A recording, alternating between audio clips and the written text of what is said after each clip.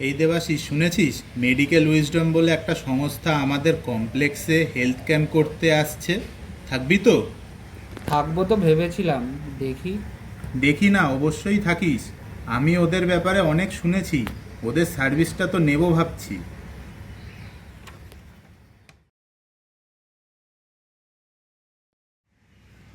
হ্যাঁ রে দেবাশিস, আমাদের অর্ণবকে মনে আছে রে?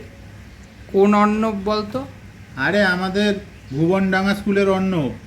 ও হ্যাঁ, মনে পড়েছে। সেই বেটে করে ছেলেটা তো। কতদিনের কথা বলতো, মনে থাকে নাকি? কি খবর ওর? ওই তো এখন ইউনিগ্লোবে থাকে। মাঝে তো ওর অবস্থা খুব খারাপ হয়ে গিয়েছিল, হাসপাতালে ভর্তি হতে হয়েছিল। বাড়িতে তো ওর ছেলেও থাকে না। আমাদের আপনালয়ের মতো ওখানেও যদি কেয়ার গিভারের পরিষেবা থাকতো, তবে ওকে হয়তো এত সমস্যায় পড়তে হতো না। তা ঠিকই বলেছিস, আমিও সার্ভিসটা নেব ভাবছি।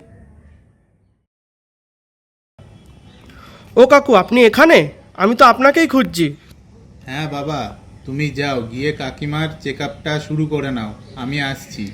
আচ্ছা, তবে আমি যাই, আপনি আসুন। আচ্ছা দেবাশিস, এখন উঠি তবে। তুই সার্ভিসটা নেওয়ার ব্যাপারে ভেবে দেখ। চাইলে আমার সাথে গিয়ে সামনে থেকে ব্যাপারটা দেখে নিতে পারিস কিন্তু। ঠিক আছে, চল, আমিও আসছি।